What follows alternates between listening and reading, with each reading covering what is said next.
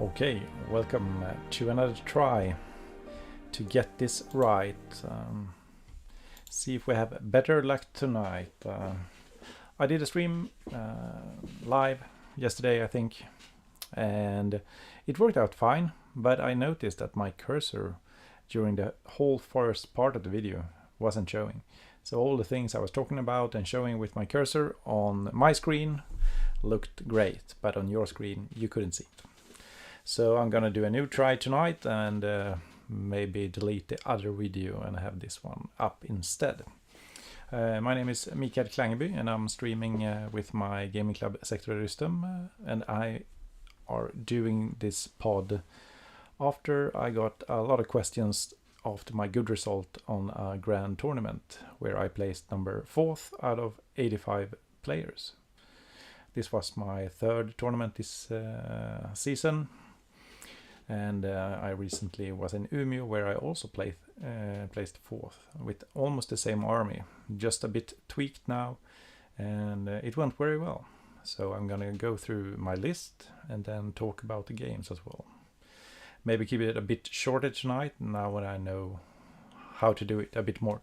But this is my first stream, or second if you're gonna be accurate, so please be kind, and if you have any questions just drop a comment in the chat or below, or send me a text on Messenger when you see this live or afterwards.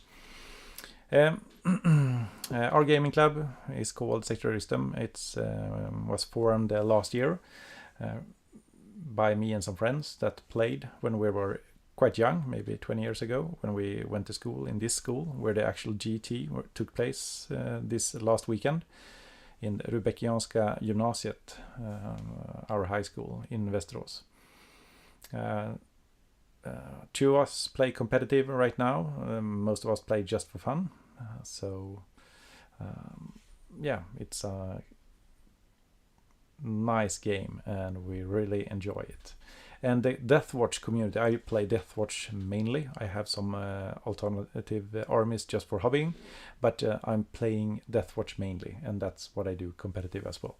And it's unique, I think it's very unique, and I like our community is very small and we help each other out. And I got a lot of help after starting playing. I've been watching a lot of streams by Art of War, of course, and other big names, but also Rick's Noobhammer and Tremor's Swiss Hammer that's been more focused about Deathwatch. And I've been chatting with people around the globe as well. For instance, Mike Costello, and when he was building up his melee teams, and took some experience from that and discussing the Indomitor and stuff like that. So been involving these lists since the Army of Renown was released for maybe a year ago. Oh yeah, not a year ago, but this autumn in the Octaris book. So my list is, as you might know now, the Army of Renown by Deathwatch. Last year I took the Dreadnought Castle to the tournament. It was fun as well, but I really enjoyed the Army of Renown more. It's more, I would say, flexible, and you can do a lot of things, and people are not prepared about what we can do. Okay, let's get into the business. The actual list, the tournament was a 5-mission GT, 85 players. I think they were aiming about 100 and then some dropouts, but finally 85 players were there, played the VTC FIQ with 5 missions, and they were secured missing artifacts, death and seal, data scry salvage, recovered relics, and the scouring, divided in 2 days. They used a scoring system that is 20-0 score, where you get your actual battle point and you take the difference between you and the opponent, and that is what your score is. So for instance, armies that can't score so high in battle points is more even with other armies as long as you win big. So it's a more even system, I would say. So for instance, if you only win by 4 points, it's a draw, and both players get 10 points. Up to, if you win with more than 50 points, battle points that is, you get a 20 and your opponent get a 0. The first tiebreaker was win, draw, loss, and then secondly the point scoring system. Another thing to notice is that this tournament took place the day after the FAQ for the Tyranids, so it was actually live, and the Tyranid players had the possibility to change their list during the last day before the tournament took place. But the Tyranid FAQ was in place, and we had a lot of Tyranid players, I think 13 or something like that, 13, 14 out of 85.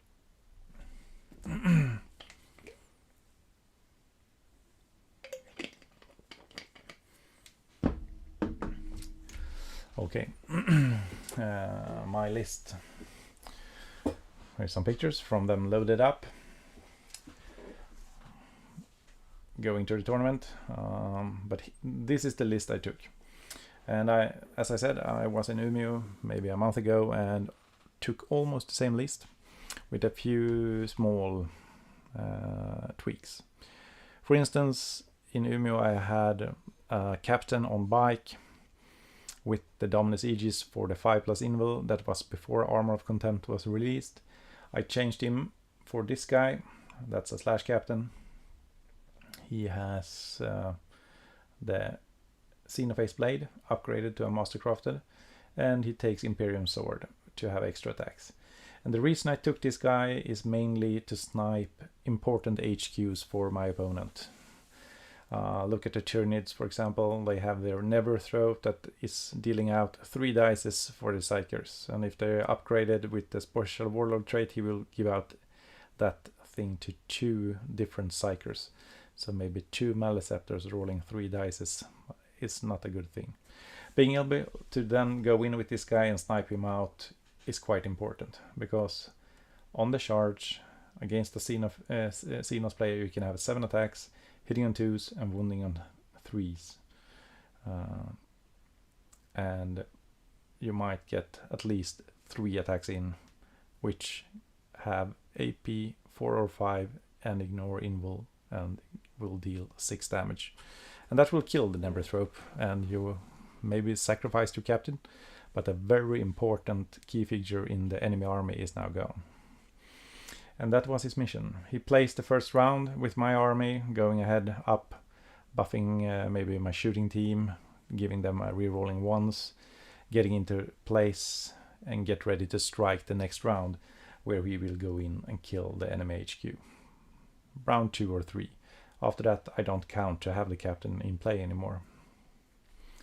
My librarian is very often standing in the backfield, on the backfield objective, just in range of casting my important spells, but trying to be out of deny range. So it's key to always measure where are the enemy Psykers, how long can they deny, and where do I have to be able to buff my important teams. And I took the most, there are 2 important spells, the Premorphic Resonance and Fortified with Contempt.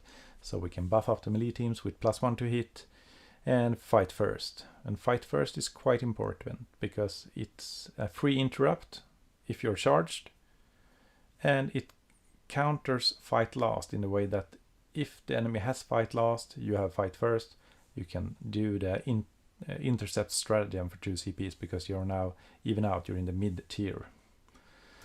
So it's quite important. And also getting +1 to hit when you have the heavy thunder hammers is very important. I keep him as simple as possible. It's just a pure power armored librarian. I think I will try to shift him out for Phobos one to have a better save in cover, and maybe be able to redeploy him and forward deploy him if I want to. But right now I don't see the point in forward deploy because I want him in my backfield where he can't be interrupted or denied, and it would only be to make him more resilient, and still he shouldn't be shot. So I try to keep my points on the HQs as low as possible, but still I want them to do their job, but I want to use the points in the rest of the teams that actually do the damage and play the missions. Finally, my last HQ, but not the least one, is the Primary's Chaplain on bike. He has Recitation of Focus, which is there to buff up my shooting team to give them +1 to hit. Then a Canticle of Hate, that's the aura that gives everyone +2 on the charge and +3 inch on pile in and consolidate. That will make all the melee guys go very far and get into combat easily. So it's very important on the big charge turn. All the chaplains also has a very good one, Litany of Hate, that will make everyone reroll all melee attacks, which is great when you have a lot of heavy thunderhammers that you want to be hitting with. So depending on what turn it is and what you're doing, if you're gonna jump forward and shoot with the big Indomitor kill team, we're getting to it later, you will be casting +1 to hit on that one. If you don't think you need the +2 on the charge, it's better to go with Litany of Hate, of course, so you have the aura of giving everyone rerolling hits as well in melee.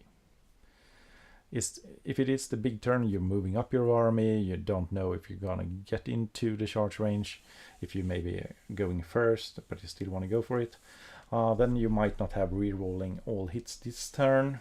Just be aware it will be harder for your melee team to do max damage, but still, if they have the +1 to hit from the Librarian, you're gonna get a long way anyhow. It's a lot of attacks. But just to remember.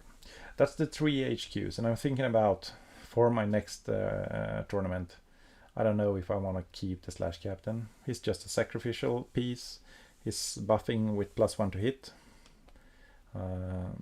But he's high mobility, and the enemy has to think about it and play safe to get around him. So he's a great threat.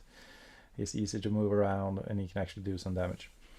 The Librarian, maybe, as I said, switching him out for a Phobos one, just to get him more resilient and be able to move him around more easily.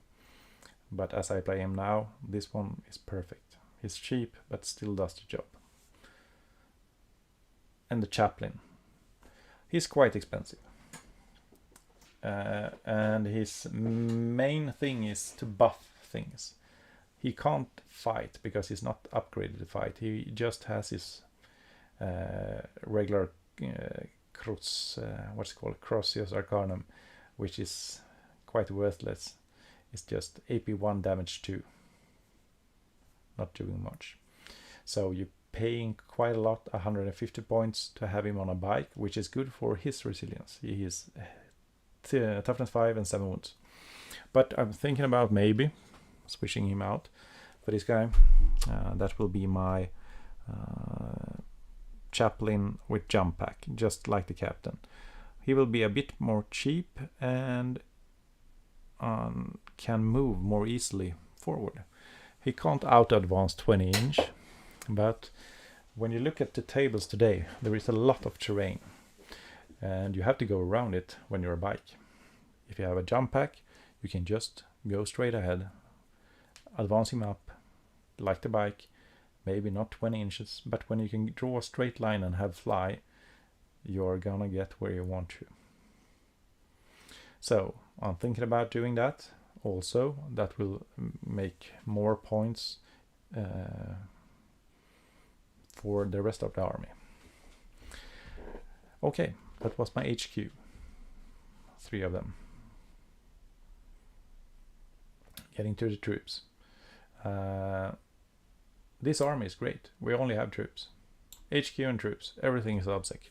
So it's perfect to play the mission. The primary mission. Everybody is obsec, and we have a lot of bodies, and they are tough. So a great army that plays the mission very well. This is the big shooting team I've been talking about, and as you can see, it consists of 5 heavy intercessors, and I put the heavy bolt rifle on them. That is 2 shots rapid fire with 36 inch range. Otherwise, 3 inceptors with the bolt inceptor gun. That is strength 5 AP1, 1 damage. These were strength 5, AP1, 1 damage, 2 shots. These are 3 shots each. So these guys are putting out 6 shots each. Then I have 2 aggressors. Also a lot of shots. They also shoot 3 shots each from the arms, but these are only strength 4, AP 0, damage 1. And the grenade launcher is D6. Same profile. Strength 4, AP 0, damage 1. When I originally made this list, I wanted as many shots as possible. So I had the Hellstorm bolt rifle with 3 shots, no AP, and 5 of these guys, because they can punch as hell in melee as well. With the meta shifting, first came Custodes, which have a lot of 2-up, and then came Armor of Content, and then came Tyranids. A lot of 2-up, big monsters, and a lot of Marines with Armor of Content and a 3-up save, and Custodes. So I made a change, and this team actually don't have to advance. I'm pulling this team up with the Beacon Angelis. The Beacon Angelis is the artifact this guy is carrying. So we can pull up one team.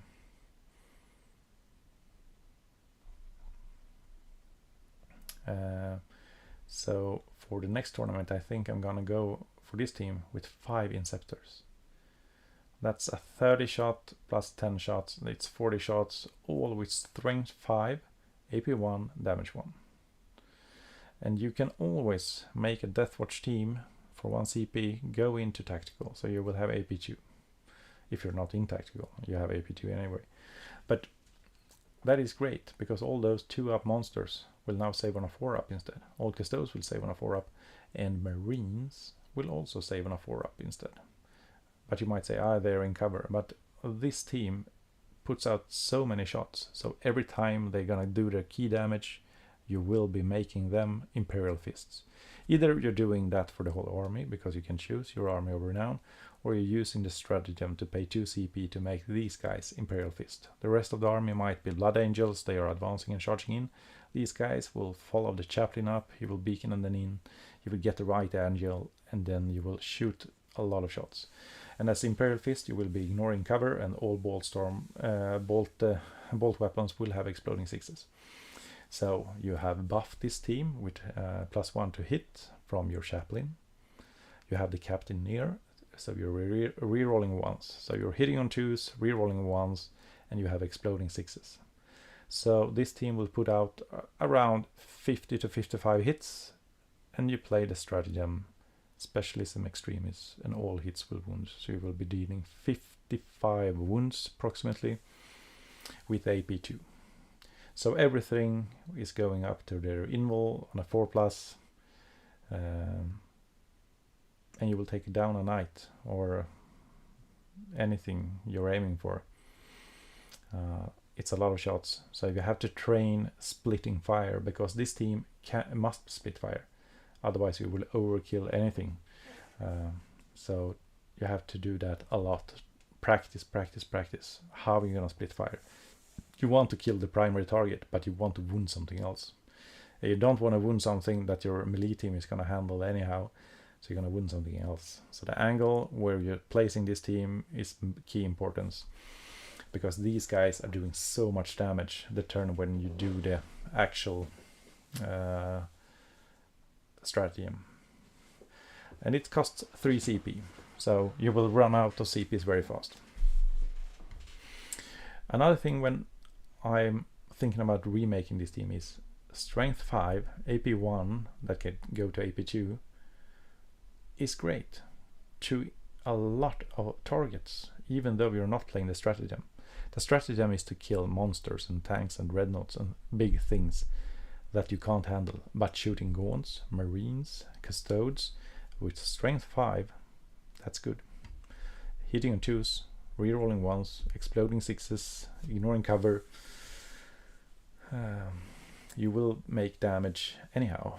And maybe I'm saying, if we go back to the HQs, in the future, if I skip this slash captain, maybe still keep him cheaper than the bike one, have him with the jump pack because he's easier to move.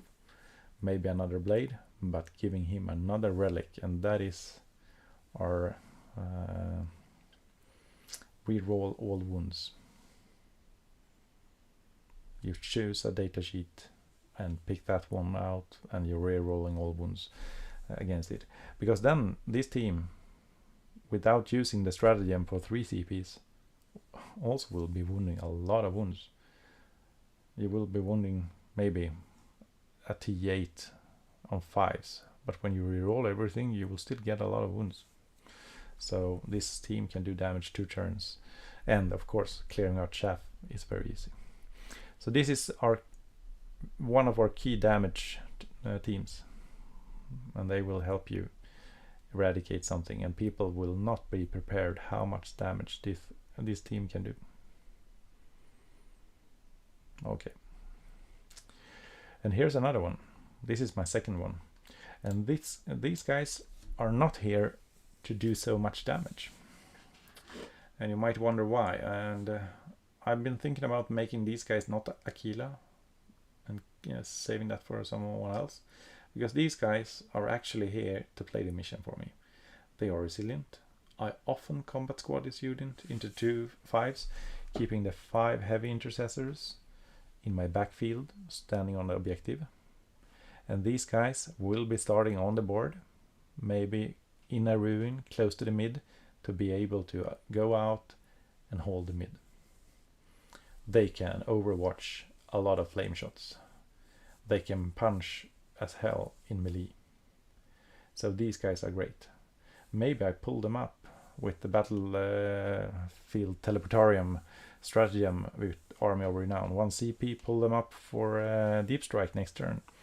It's better to start them on the board, because then you can choose, I want to use them, or do I want to go into deep strike? We can always put something in deep strike from the beginning, but it's not as flexible as having them on the board, pulling them out, and then bringing them back in. So I choose to start them on the board to have the flexibility, maybe punch in the middle, or go out to deep strike and do our secondaries, which I will be talking about later on, but we have a very good secondary for this army as well.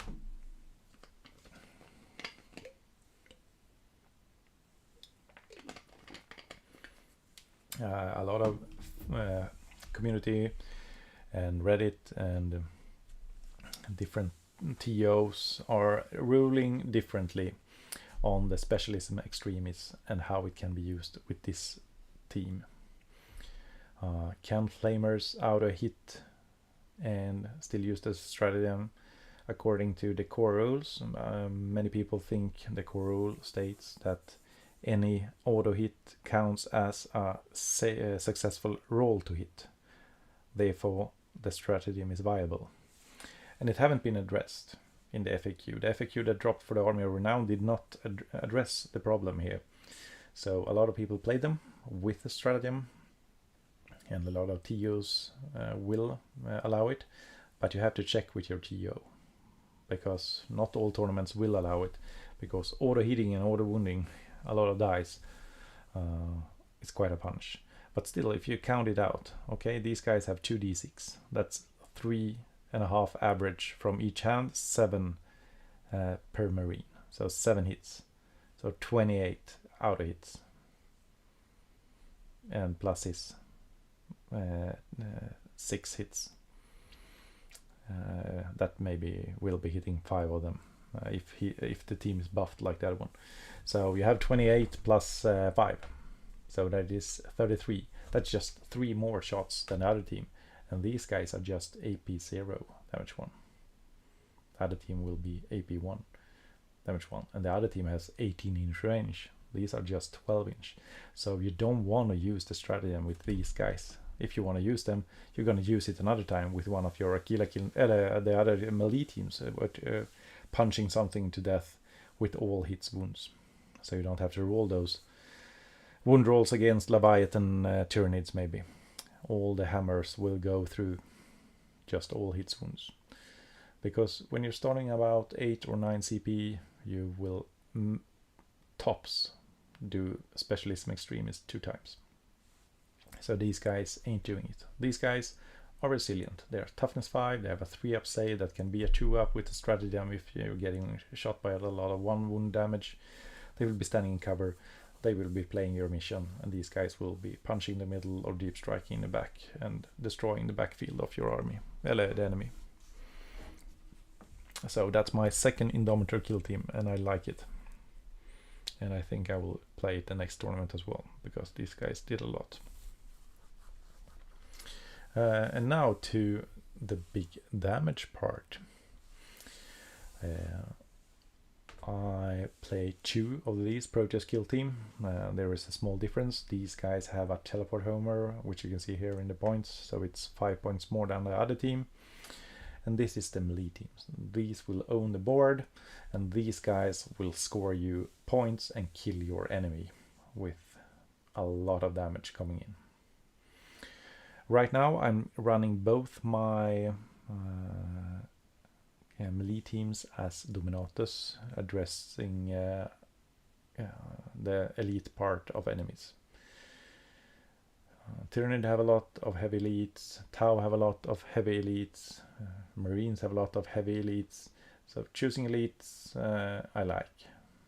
Some people go for Malleus because they want to be able to hit heavy support and stuff like that, and therefore I'm thinking about maybe switching one of my Proteus teams, that will be the Flamer guys,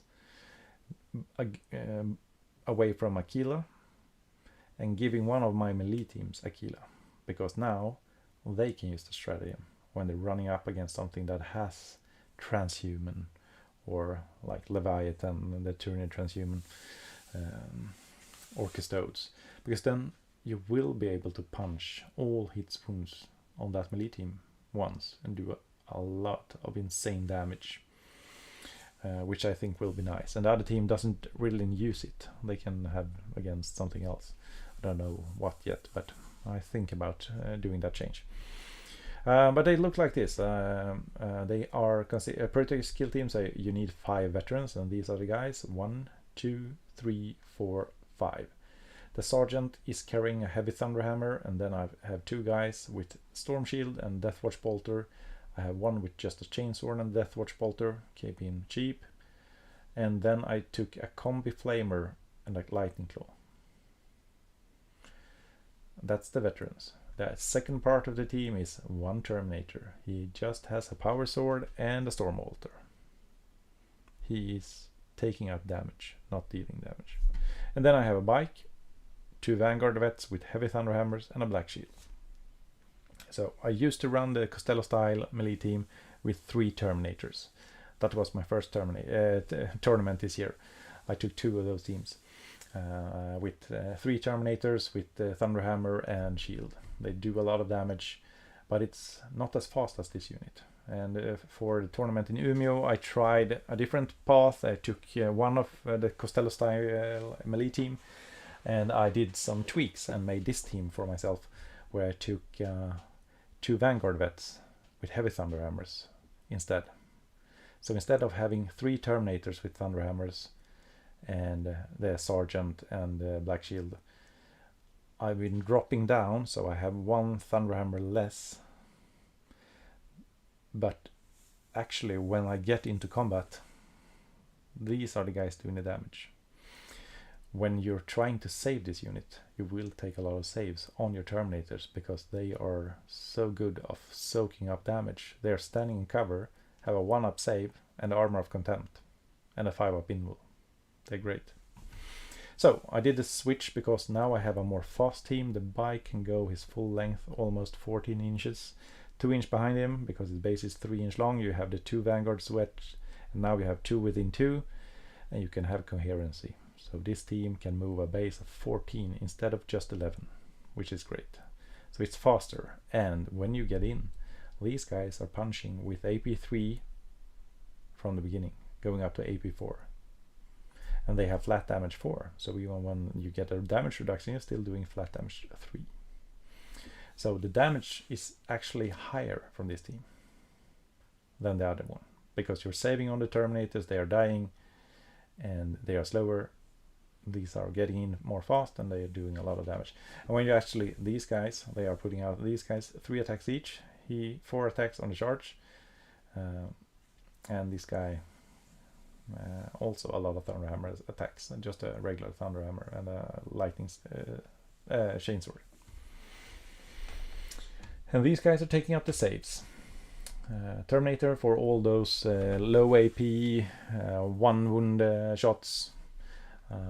And if you're getting hit by a Harpy or a Exocrine or something with a lot of AP, maybe some Tau, Crisis Suit or Broadside with a lot of plasma AP or something like that, then you want to have some Storm Shields. Everyone is thinking, I'm not going to use the Storm Shield because I don't need it. I have armor content. But when you get those 3, 4, 5, or actually the Exocrine 9 insane attacks with high AP, you don't want to be saving on 6s when you can be saving some of them on 4s. Otherwise a lot of this team is going away. So having those 2 Storm Shields to take the high hits is great, because this team want to get into combat, and it's okay to take casualties on the way, because this is the part that's want to be having when you get into combat. You want the 3 Thunderhammers and the Black Shield with his small Thunderhammer and the bike, so everyone is getting in. But these guys, yeah, if you're going to clear a shaft, they're great, but otherwise they will shoot on the way forward. That's why all of them have guns, and they will take the hits. So these guys can do the damage. And it's a lot of attacks in this, and then when the buff is in, they have hitting on 3s. Maybe the Chaplain is standing next to re-rolling all hits, and you play the stratagem to get an extra attack if they're seen us. They are doing some fine damage. As I said, I have 2 of these guys. This is the second one, the same loadout. I have 2 Vanguard Vets with heavy Thunderhammers, a Black Shield with a Thunderhammer and Chainsword, a bike, and a Sergeant with a heavy Thunderhammer. 2 Storm Shields, Deathwatch Bolters, a Terminator just with a Power Sword and a Storm Bolter, Chainsword, Deathwatch Bolter, Lightning Claw, and a Combi Flamer. The Combi Flamer is just there because it's nice to have some Overwatch protection against Eldari. If 5 small Eldari is coming against you, they do so much damage in combat. If I Overwatch with this unit, the Flamer, 1, 2, 3, 4, 5 bolters plus the bike, you are gonna, even though you're overwatching on 6s, you're gonna wound them because you have these 6 auto hits and a lot of other hits, and they are toughness 3 and have a 4 up if they're clowns. So it's great. And just having that Overwatch protection for things that don't have a great save and they're coming in, but it's something hard is coming in. I won't be overwatching, but against small units that do a lot of damage. Otherwise, the tactic is the same. I have 2 of these teams. I try to deploy them forward. One of them, as I said, has to teleport homer because I had the points over. And this is great also. Maybe you have deployed, you don't happy with the terrain, you want to go cagey and maybe drop in the team from another angle, or maybe you have charge and you want to pull them out and pull them in somewhere else. Save them. Maybe you're playing to the last and you want to save this one. It will be one of the most expensive teams. Then you can save it with the teleport homer for free. So it's great. This team is one of my to the last if I'm playing it, and it has the escape route here. And the final kill team, it's my Spectre skill team. It's 5 infiltrators because you have to have them, and then 1 incursor and 4 snipers. And the snipers I took with the regular sniper rifle because that's the cheapest one, and they are not there to kill something. They're there because these guys have a 1-up save in cover. So I combat squad this into 2 units, maybe putting 2 snipers in each just to have their resilience. And this guy is just because it's the cheapest one. I am thinking about maybe switching out them to last fusils to have more damage, to use them for damage, because if they're standing still, they will be hitting on 2s, and strength 9, AP 3, damage 3 is quite nice. So maybe if I take the Chaplain, makes him a jump pack, save some points there, maybe these guys are getting upgraded to last fusils. but these guys are mainly not there to shoot right now. They are there to play the mission. They can forward deploy, they can deny people banners, they can raise banners, they can score you easily, teleport homer and stuff like that. So it's a great team. And the sergeant here, he's upgraded to carry a warlord trait, and he has the Lord of Deceit warlord trait, so this team can redeploy, or both teams after the combat squad can redeploy after roll-off. And people don't know actually that it actually happens after the roll-off. Because in the FAQ that was released, I think it was in April 2021, Lord of Deceit and other things like that was counted as being a pre-battle ability. And if you look at this book, the Nachmund book, in the beginning you have how combat is, how you set up the game. And when you get to point 11 here on the page 6, it says deploy armies. That's number 11. And then number 12 is determine first turn. We roll off and see who takes the first turn. And then number 13 is resolve pre-battle abilities. For instance, redeploying your teams. And it says that players alternate resolving any pre-battle abilities from their army and resolve any stratagems that are used before the battle, starting with the player who take the first turn. So if your enemy rolls off, he wins first turn, and you deploy these guys aggressively, he will do the first move if he has redeploys to do. So you can still have these two teams standing up in the middle, blocking off any possibility for him to redeploy into the middle.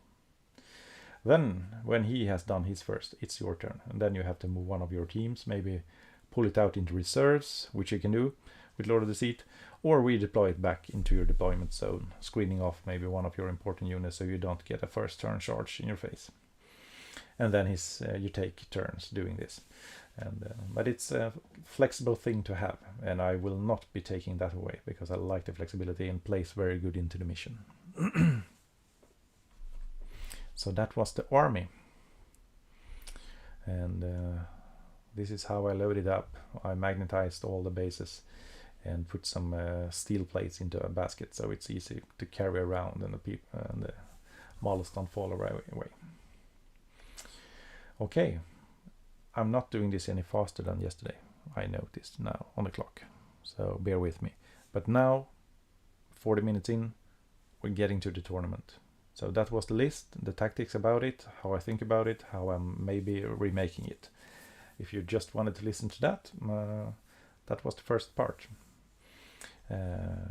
Now we're going into the second part, and that will be talking about the actual GT, the Grand Tournament Game of Westeros number 11 that took place last weekend in Westeros, Sweden.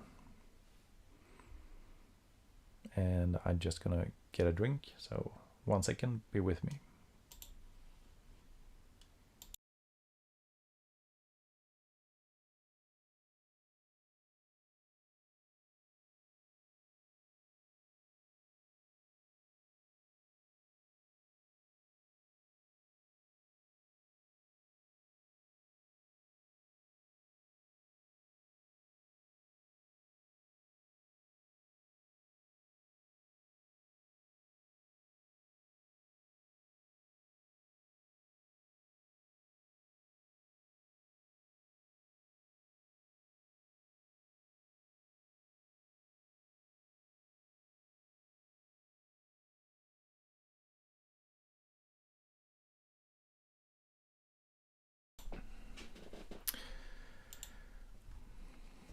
Okay, thank you for that. I'm back. So, the tournament was played on 2 different terrains. A lot of terrain on both tables, and half the tables were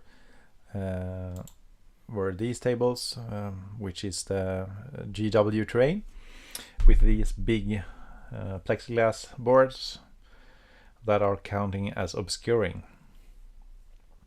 So if you're deploying behind here, you are in obscuring if you're not touching.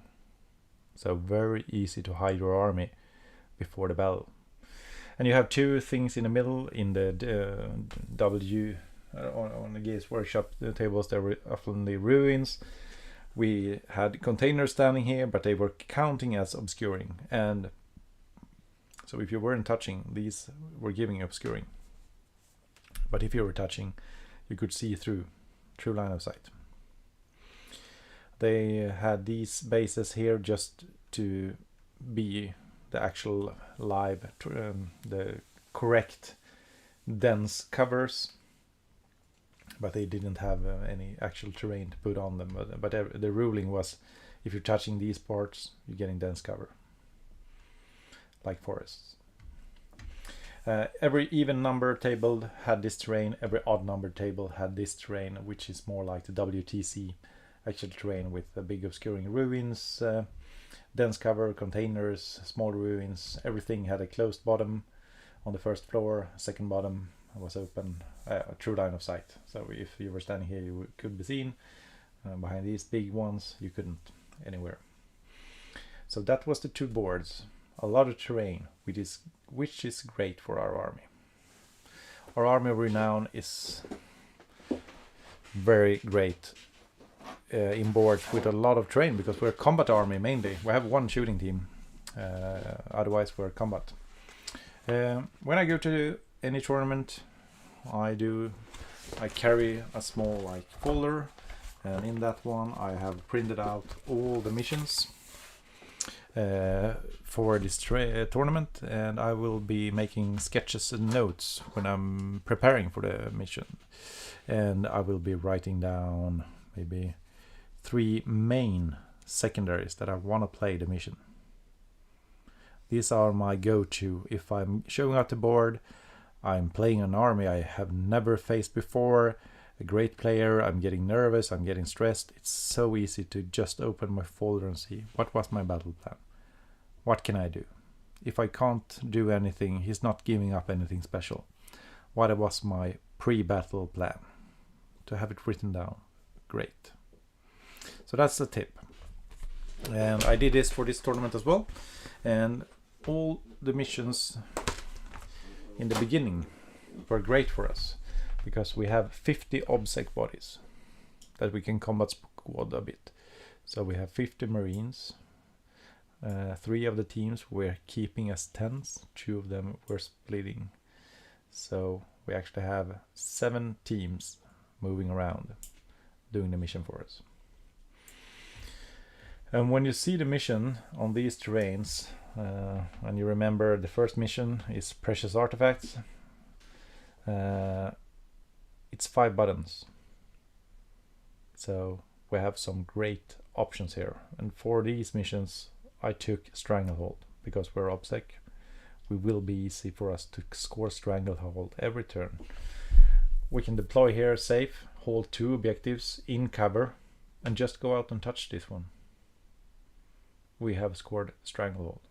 And as you see, in my notebook I keep notes for all the games. I write the player going first on the top, and the one going second on the bottom. So we went second on this matchup. I took Stranglehold. I took Deploy Teleport Homers. I will get into why. And Oath of Moment.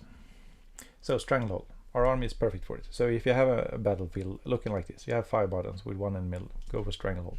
No doubt about it.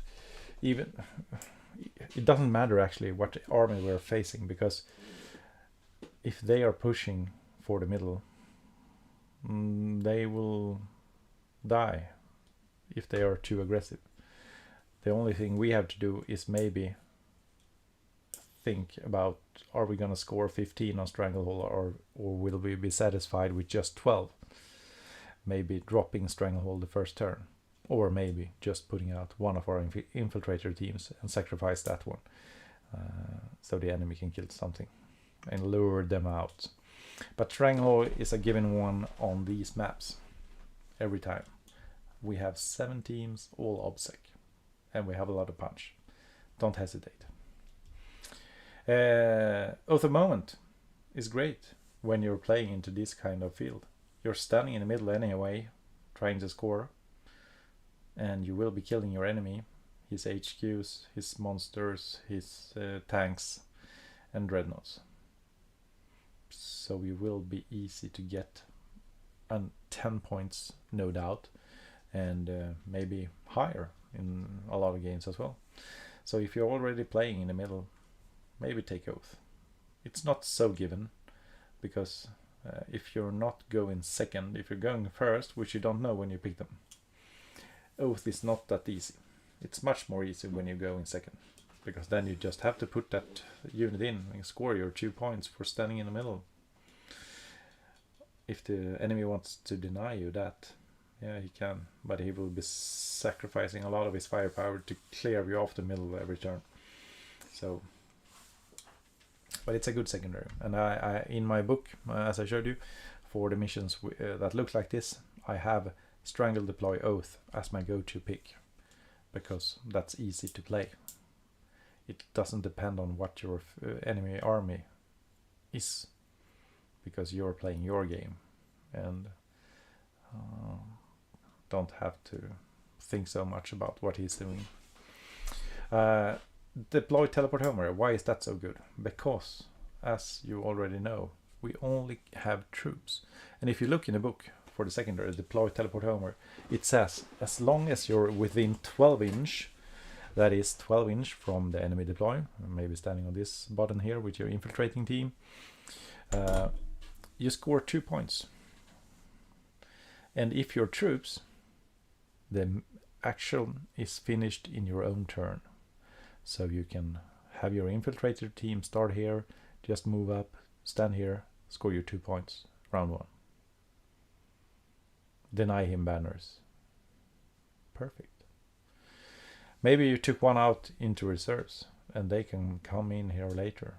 Or maybe you pulled your 5 flamer aggressors up and put them in here for 4 points for 1 CP. Maybe you had a big combat with one of your melee teams, and now maybe 1 or 2 models survived. You don't know what to use them for. Move them across the the line into your enemy territory. Score you 4 points. They're standing over here. Use them. 1 CP. Battle for Teleportarium. Go out, and next turn come in. To screen out 1 or 2 models, it's impossible, and you score it the same round when your troops. So this one is very easy to pick at least 10-12, and you will be often higher if you're not doing something wrong. And in this game we were facing off against Chaos Space Marines. They were going first. He had a lot of his army standing over here and moved down with all his big dreadnoughts stuff behind his cover. He put some shots into my infiltrating team that was standing here to take the middle. My first turn, I actually went to kill him here with the big melee team and the shooting team. Or maybe I did it second turn. I screened him out good because I knew he had a lot of in deep strike, and he had most of his firepower standing here. So I sent both of my melee teams here with advance and charge, and I took the chaplain on bike and beaconed in these guys to shoot. So I cleared a lot of his firepower here, and after that he didn't have enough to stop me. So I could roll up his army from the side here and go into him. You see the aggressors here, they pushed the middle and cleared some chaff he had standing there, because he also took stranglehold, and then they punched through and killed all the cultists standing in here and charged the rhino. So this game I was successful in denying him strangle, because we had obsec. He didn't have so much obsec, so he didn't score strangle. The long war, he actually scored a few turns.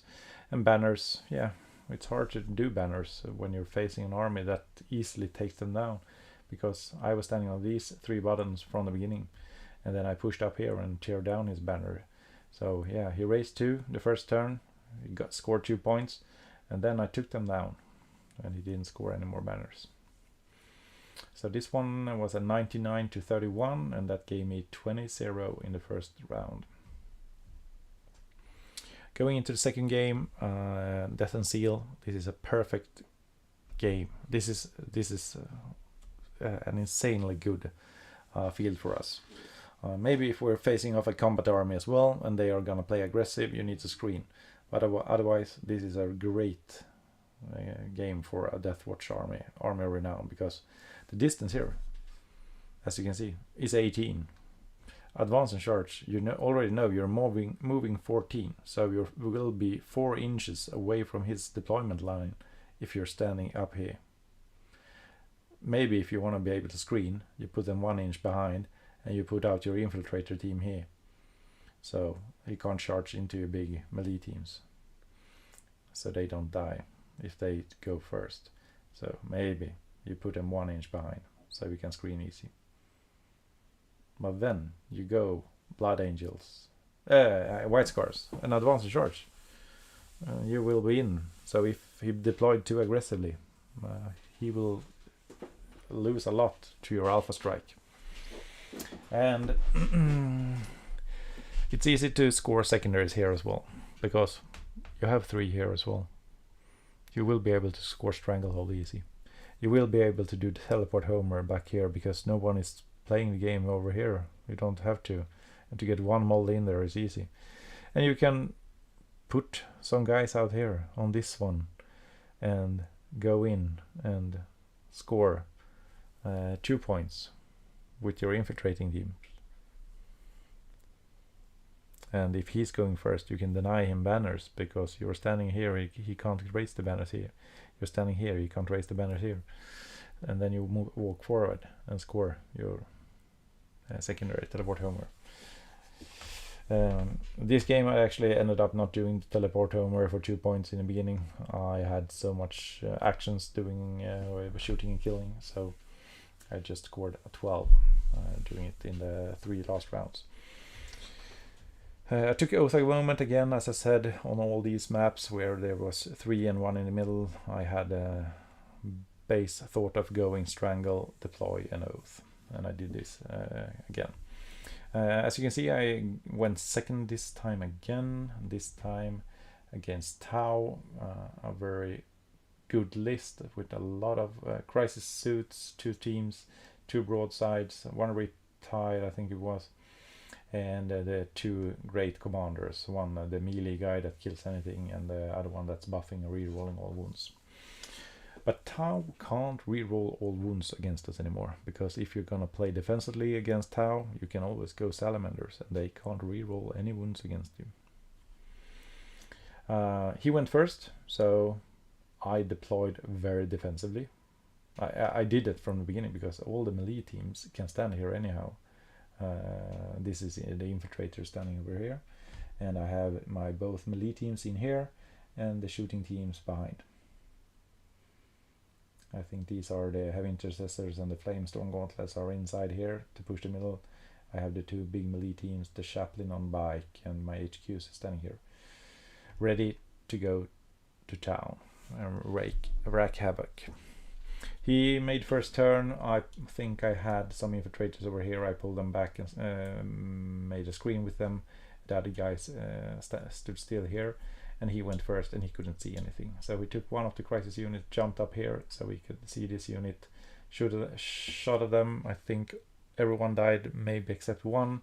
He fire and faded and went behind his walls, so I couldn't see him. But we moved so far, so that wasn't a problem. So Chaplain on bike actually goes up here. He moved his riptide down here as well to get a firing angle towards me. So my chaplain went up here to the middle. I put a Kila kill team here so they could see a lot and shoot everything into the riptide. One of my melee teams advanced here and charged these guys, and one of the teams just went into his base and charged on to his home objective. And the HQs were standing over here, so these guys were a bit on their own, but these guys could deal with the crisis suit. And I did a lot of damage. The crisis suits are more tough than you think. They have these guys with the 4-up, feel no pain, and a very great save from the beginning, and that will soak a lot of wounds. So don't think you can clear them so easily, especially if they have a lot of shield drones. Then maybe you want to use the slash captain, go in there and make him hit 7 attacks, ignoring invulns, because he's going to kill a lot of shield drones if he's doing damage 2 into those. Otherwise he will be taking those on the crisis suit, and then yeah, two hits going through will also kill a crisis suit. So he can actually do something there. So think about it. I did that in one of my games, I think, against one of the players. As you can see, no score. He took R&D, he took no prisoners, and he took strangle. No prisoners he scored a 10 on, because you play this army quite aggressive. You're gonna lose models, but still you're gonna do a lot of scoring while you're doing that. So you might be giving up on prisoners. This army actually gives up, I think, 14 points if you get table, because I have something about 120, 130 wounds. So we get 12 plus 2. He got 10 now. Strangle, we have obsec. He don't have so many obsec, so as you see, he got strangled the first turn because he had his forward deploy and hold these two, and then we took over the board. R&D he scored a total of 3 of, and he couldn't finish it the 2 last turns, so 8 there. So this one was a 97-63, and I think that was a 16-4 win to me.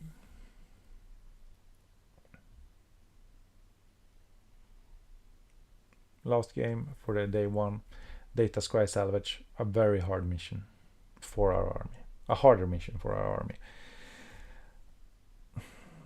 I hadn't decided good enough what to do. I was thinking about going for maybe engage for battlefield supremacy or stranglehold.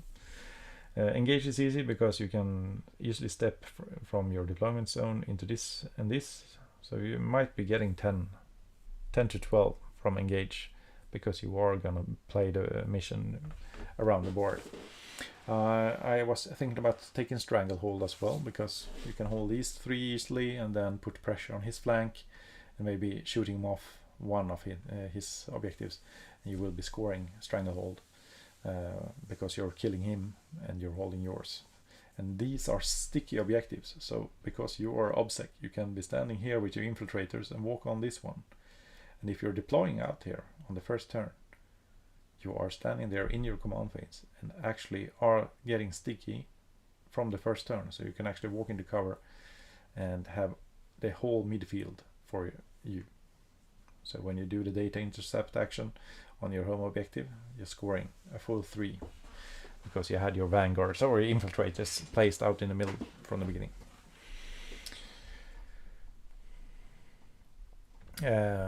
Otherwise, I was thinking about maybe doing teleport homer, banners, because we're already standing out there, and some shadow up, maybe R&D, because you're actually easy. If you're doing engage, you're already spreading out, so R&D for 8, 1, 2, 3 might be possible as well.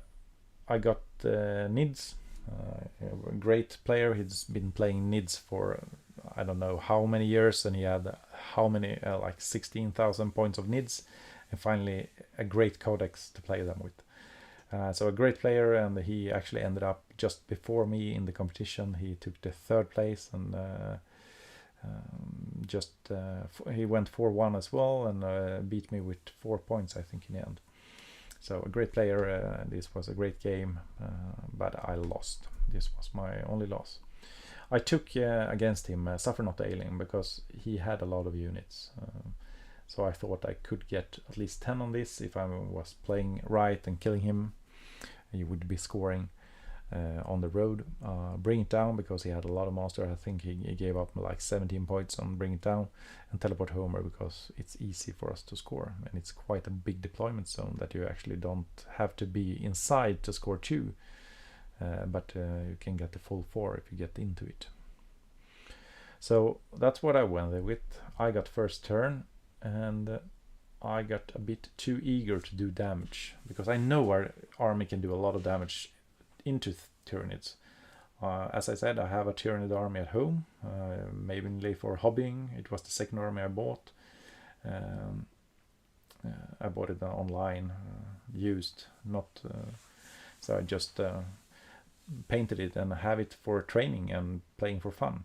But now, because NIDs are so good, we've been training before, and I played several games, and with our alpha punch we can do a lot of damage, like 1000 points you can kill in one round if you get in line. And that was what I intended to do, because as you can see in the deployment here, he put 2 of his Maliceptors up here, fully in view. And I know these guys, they do a lot of damage, because we don't handle mortal wounds so good. So these were priority targets for me to get out. So I got first turn. I had deployed my 2 melee teams in behind this ruin, standing here in cover, and I had my shooting teams here and here, and the HQs were ready here to go up. So I took my chaplain up here and pulled the big shooting team that got buffed to kill one of the Maliceptors. And I know they kill a Maliceptor plus something more, because that's how good they are. So they shoot some of their shots into this Maliceptor and then started working on the Pyre Wars just behind. One of the melee teams, the bike is actually standing in here, so we have a 7-inch charge plus 2 because of the chaplains, of a 5-inch charge. So this Maliceptor is also going to die. But I don't know why I did this. Here is my second melee team, and they are moving forward and have no target. I don't know why I did it, and this cost me the game, I think, because these guys, instead of going down here and getting me some actual possibility to have a second punch when he's trying to push on this side, I can easily hide from these guys. He can't shoot me if I'm standing behind obscuring cover. He has to come to me to try to take these objectives from me. I already, as you can see, I had my infiltrators standing out here and here, so I have all the objectives from turn 1. He took banners, so he can't raise any banners because I am standing on all the points. So I put a lot of pressures in denying him that one. So if I just not put this melee team up here and brought them back, it would have been a totally different game. Now I was eager to go out and kill him, because I know I can kill a lot of NIDs turn 1. But he had deployed too defensively, so these guys can only charge the Tyranid warrior standing here. It's also like a 7-inch charge. The chaplain is standing here, so I strung them out so they're within 6. So it's a short charge. I will make it, but a unit for 330 points are now going in and killing 75 points of warriors. And then they will be standing here, free to be eaten by these Pyre Wars, these Reveners, and this big shooter, bombed by 2 harpies that are flying out. So it was just a waste. So these guys should have been going back. I should have played this first turn more defensively. I should have just took all these up, denied him raising the banners, maybe still going out, doing the alpha punch with the shooting team, maybe shot one of them and put a lot of shots into the second one, so it was damaged and not made the full 3 mortal wounds for every spell, and hold both melee teams back, maybe hiding one over here and maybe hiding the other one in here, and made him come to me and then do the punch. Or maybe, as I did, kill this one with this team, kill the other one with this team, and then just put the other team here and hold my corner, hold these 3 objectives, scoring them and trying to deny and pushing on his flank. So a lot of good experience from this game. He was a great player. He did a great recovery. I actually killed a lot of things for turn 1. He was feeling like, oh shit, I'm gonna recover from this. He didn't know that we can had that kind of reach, so he was surprised how much damage we did turn 1, even though he deployed very defensively. But he actually turned the game around and he won fair and square. I think he won with 16-4, so I only got a 4 on this game because the difference in points. Day 2, sorry for photos. I was a bit stressed now, lost the last game of the day. I wanted to go in and recovered. So I was very focused in this, and I was going into NIDs again. So not just one NIDs, two NIDs. They are the most meta army right now, so I was a bit stressed. But I went first again. And I actually, I didn't think I took the wrong secondaries, because bring it down could have been great if I just hold back my punch and save them so they can actually kill stuff. And Suffer Not Alien was also great, because he had a lot of small units, 3 warriors, 3 reveners, 3 pyro wars. They die easily if you have something to kill them with, if you don't sacrifice all your firepower and throw them out on the board. So the second day I knew I didn't take the wrong secondaries. I played it wrong and did some bad mistakes. So I actually went with the same. Bring it down, Suffer Not Alien, but this time I took banners, and you see why. Because we have 3 objectives on your corner. And with this kind of terrain, I'm going to show you the GW terrain. It looks like this, the board. So now you have 1 objective here, 1 objective here, and 1 objective here.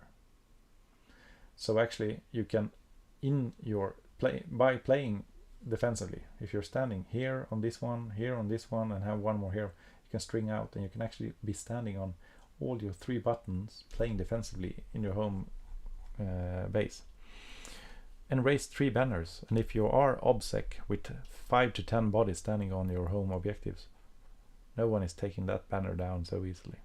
So here actually banners is a great one, because you can raise 3 banners turn 1, and they will probably stay that for the rest of the game, scoring you 15 points. I actually lost 1 banners during the game, but took it up the next turn, and actually scored an extra banner in the last round. I went first, and this time I learned my lesson from the last game. I played defensively. This is not this is Tau, but I use this terrain. So I deployed my shooting part here and my melee part here. I walked everything up into cover, getting ready to strike the next round. Just racing, doing a tail out here, raising this banner, and raising these 2 banners. And I put up a screen here. He had 3 of his big monsters here in the middle, ready to advance forward, because as you can see, he took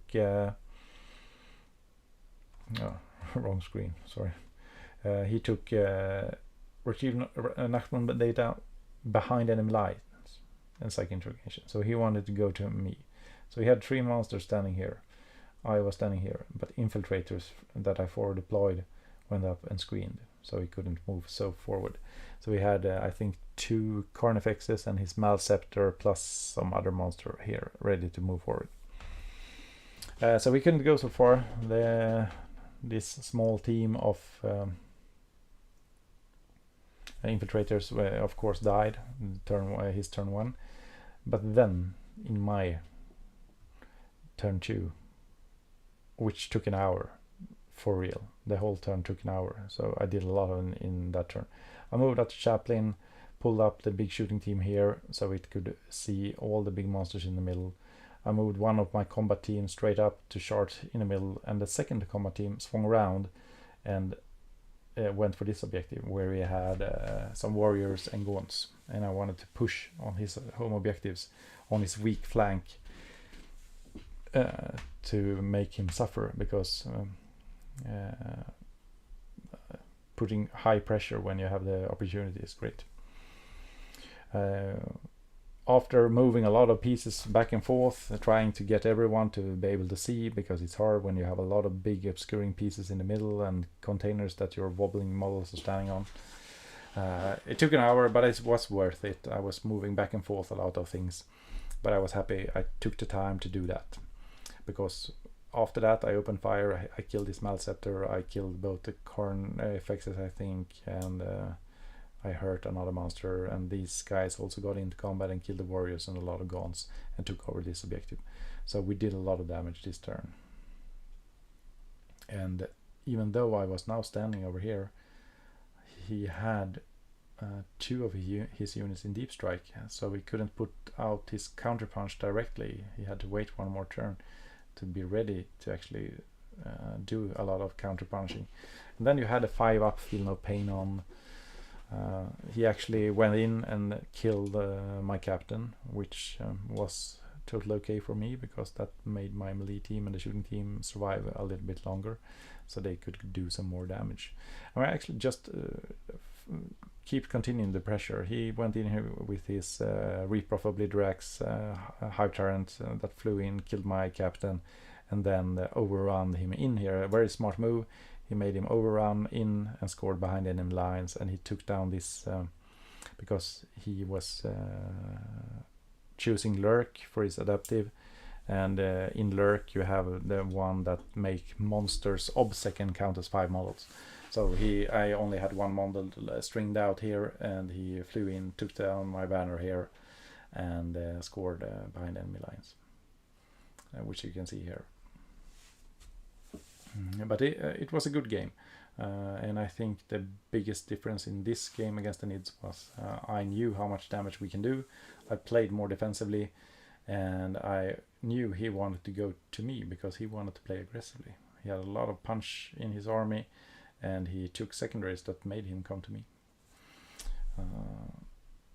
And this was a win, 98-44, which is more than 50 points. It's actually 54 points difference, so this was a 20-0 against the Nids to me. But a great player as well. It was a fun game, but a bit more stressed because it was the first game, and I really wanted to make up for the last day's loss. The final game, Strategic Scan against Tau again. Also a very great Tau player. He also played in Umeå and placed very well there. He had a great list. He'd been playing Tau for a long time, and he had a very strong list that had not so many losses behind him. So I was a bit nervous for this final game. It was either this Tau player or a very good player playing Thousand Suns. So I don't know which one would favor me most, but both were hard opponents. But I was one thing, I already played Tau, which was good. I knew keeping it fresh that we can do a lot of things against them. Again, as you can see how the map looks, you have 3 objectives that you can play into. This time I actually went a bit different. I don't know why I didn't take I know why I didn't take Teleport Homers, because he has so much damage. So if I jump in here to do Teleport Homer, he will kill it. So for this game I wanted to play safe. I wanted to win the game, and I wanted him to be the one that made the foolish move first and moving forward. So I took secondaries that I could play defensively. Maybe not Suffer Not Alien, that was maybe a wrong pick, but especially when you're going to play defensively. But I took Stranglehold because this objective in the middle was very easy to hold and still be in cover. So he couldn't see because there were 2 big obscuring pieces standing here, and you could actually stand behind it and behind these 2. So we could have your whole army in cover and still score Stranglehold. So he had actually to find angles or shoot his out of line of sight damage and then you get a 2-up save. So I went for Strangle because that's a very good pick. But I went for banners because then I knew I will be raising these 2 banners turn 1, and they will score me 10.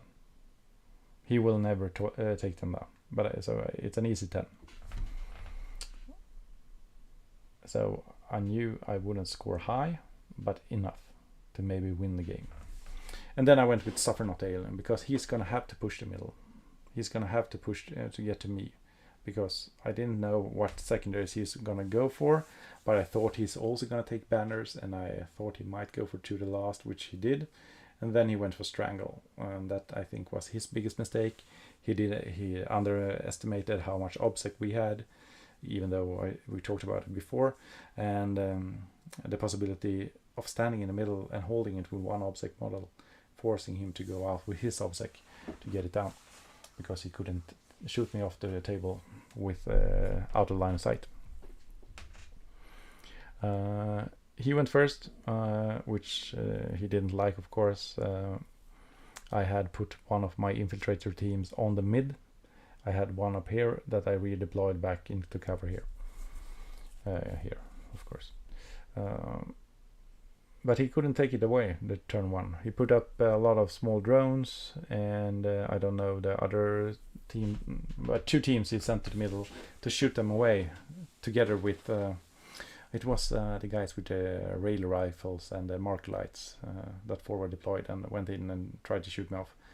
And I played, because I was going defensively, I went for salamanders and tried to just survive in the middle, and I did. I popped too late transhuman, so he actually fired all the rail rifles first and killed a lot of the unit, and then I popped transhuman when he's shooting the rest out of line of sight with high strength.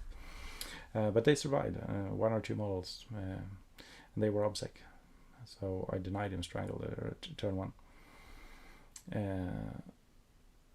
Then I did some shenanigans here. I pushed up my second team, I pulled these models back, and I advanced forward with maybe the heavy intercessors here, and started shooting off his models, and then made a charge and swung up on his objective to try to take down a batter. Which failed. He did a very smart move, because I was just in range of his Scroot unit, and they can actually do heroic intervention in 6-inch, and he told me, and I still moved up, because come to me, I thought I will kill you off the objective with my marines. But you can always do a smart move. You can heroic intervention, but you don't have to get into combat with the enemy. So he just moved up enough models to take back the objective. So now I was standing there in the middle with my 5 heavy intercessors, and he got the objective back. So it was a failure from me. A very smart move and play from him. But I actually slingshot up here and took this objective down, and got 1 banner down later on. And this play I did for the first 2 turns. I just played defensively, moved up everything in cover, getting ready to strike when he tried to push for the middle. And it was a very bloody game. He did a lot of damage to my teams, because I spent both the salamanders when I was in cover. So I actually got just the benefit of staying in the middle with the infiltrators. Maybe I should have pushed and kept the salamanders for when I did the push, because they can always fall back and shoot, or shoot a lot, and when they're re-rolling wounds, they kill a lot of your marines. I am very happy that he didn't take prisoners, because he killed a lot for me, so he would have scored a much higher score on prisoners than he did on strangle, but then he wouldn't be able to take to the last. So to the last also scored him 10, which maybe would be in the same on prisoners with the amount of damage he did. But in the end, it was a win. I actually pushed up and cleared him off the objectives. I took some of his objectives, and I actually finished scoring Stranglehold full 15 again. Banners, as I planned. I hold these 2 the whole game for 10. And Suffer Not Alien maybe was the wrong pick. Maybe I should have went with the Oath this game as well, because I was standing in the middle for Strangle, and I would have gotten more than 8 points on Oath of Moment. So I should have gone with my thought there. I will be in the middle because I want to score Strangle, have that unit there. That would give me a bigger score. But 88 to 69, he scored very well, very great player, but it was still a win for me. And that was the whole tournament. So I went 4-1, and that gave me the 4th place in this grand tournament. And the top players were, I think it was Tyranids that took the first place. Second place was Grey Knight. Third place was another Tyranid. That was Jakobsson that beat me in my 3rd game. And then 4th place Deathwatch. And the rest you can see in BCP if you look it up. Okay, I think that will be it for now. thank you for listening in. And this was the second take of this. I will take down the other movie in a way, when this one is up and working. But please send me any text, send me a comment below if you want to ask something about the army. Find me in messengers and text there, and I will try to help out. We have a great community. I love to share because Deathwatch is great, and we who plays can do a lot of fancy, cool stuff, and I love to share my experience with them. Thanks a lot to Noobhammer, Rick, who helped me show this Streamlab OBS that I used for the stream, and all his showcast. I know this way he talked about his RTT was a big inspiration. I like the format. That's why I did it almost the same way like he did, and he also presented his list beforehand, and that was a cool thing as well. And thank you Swiss Hammer as well, and Tremor. I love to hear your shows every time, and I follow them every time. I also have some links to the music that I got from this site called Uppbeat, for free music that you can use in your streams. So thank you a lot, and see you out there. Stay vigil. Out for now.